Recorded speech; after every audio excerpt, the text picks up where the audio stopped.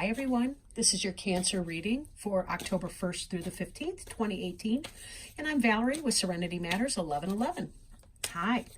Quick announcement. I am now opening up for private tarot readings for people. I'm doing two kinds. One is a recorded reading and the other is a live FaceTime tarot reading. And you can find additional information about that in the description box below, or email me at serenitymatters1111 at gmail.com for additional information. Thank you so much for joining me today. Hi, Cancer. I'm shuffling the deck, as you probably can hear, and asking Spirit to guide us today in finding some help and some support for all of you Cancerians, cross-watchers, and friends. For October 1st through the 15th, 2018. As I'm shuffling, I have been having some jumpers pop out. Oh, man. You got a lot you want to say or something this time? Maybe it's because I took that half month off there. It has been really busy. I do apologize for not doing readings for people last time. I'll go ahead and cut these.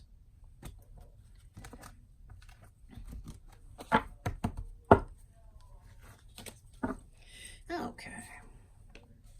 So we have the Chariot card in reverse, Page of Swords, Five of Pentacles, Four of Cups, Two of Wands in reverse, Ace of Swords, Seven of Pentacles in the reverse, the Death card, the Eight of Swords in reverse. Okay.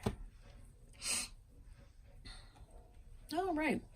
The card on the bottom of the deck is the Nine of Swords card. And the Nine of Swords is about emotional pain.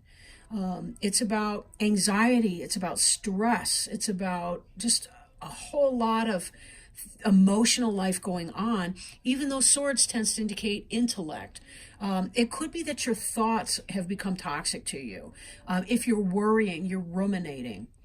People have racing thoughts because they have a problem slowing their thoughts down so that they can sort through them and address them one at a time, right? Now, I'll put that aside for now. We may return to that throughout the reading here. This first card is the Chariot in reverse. The Chariot card is the card for Cancer. And this card has to do with fast forward or fast moving energy, right? But we have the black lunar night, intuitive emotion, and we have the white solar energy, logic, reason, coming together in harmony to move forward in one unified direction.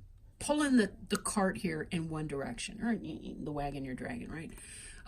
In the reverse, this could be that there's a slowing down or a stagnation that you're feeling. Maybe you're struggling with head and heart conflict. Like you feel some way, but then your intellect is telling you the opposite. Or maybe you're just feeling out of balance, or not quite so grounded as a Cancer person, you know. So take it as it resonates, right? I did forget to mention that being a general reading, this won't apply for everyone. So do see what applies for you. Now, this here can be truth, information coming in. Sometimes it can be, you know, social media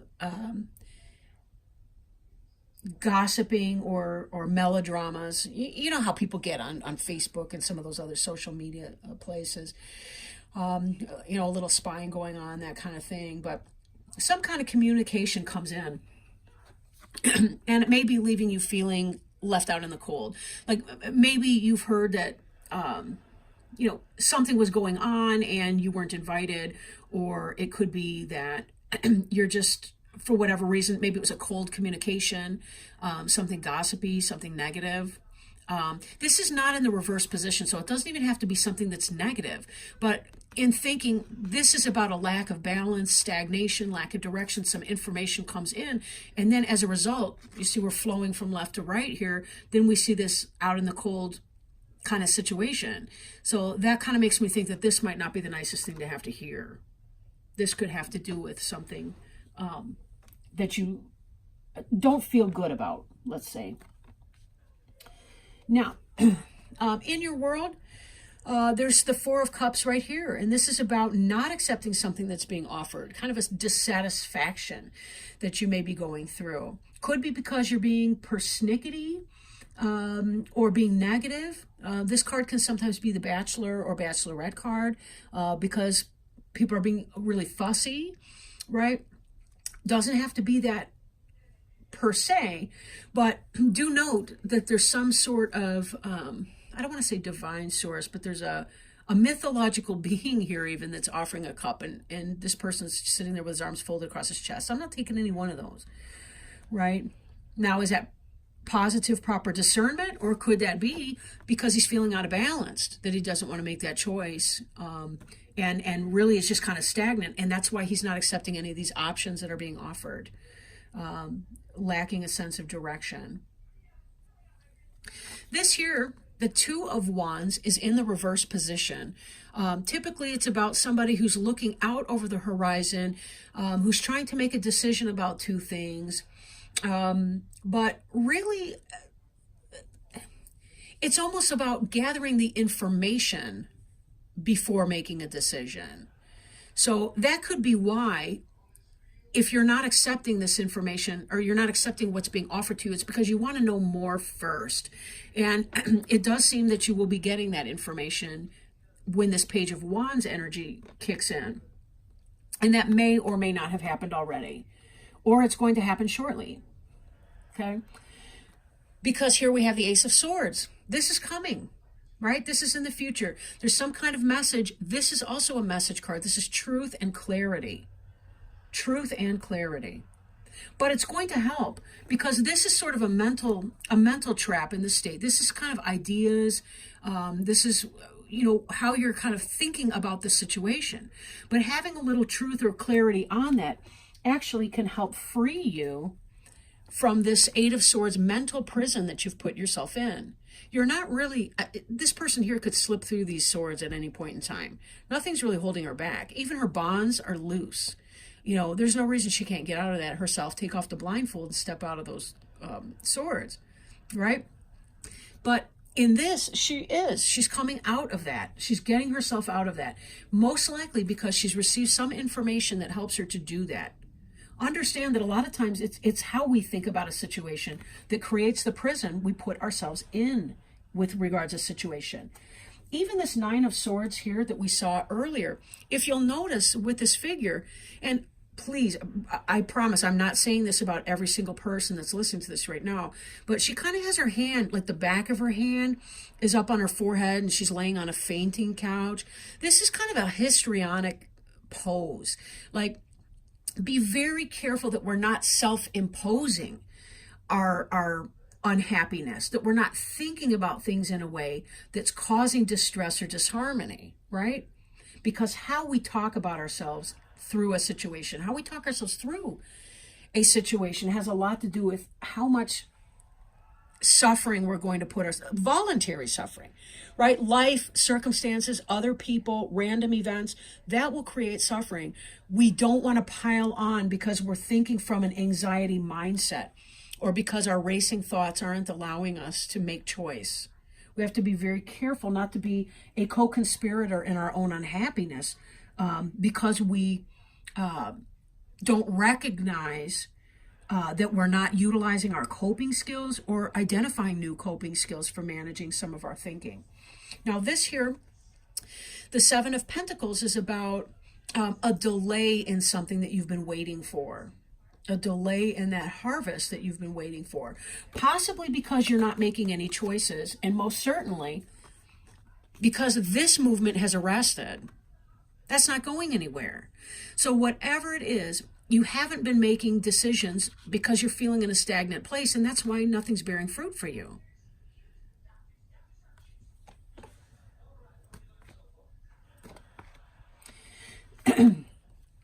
Now, there is some kind of death here. But I feel that it has more to do with an orientation, I want to say, than anything, right?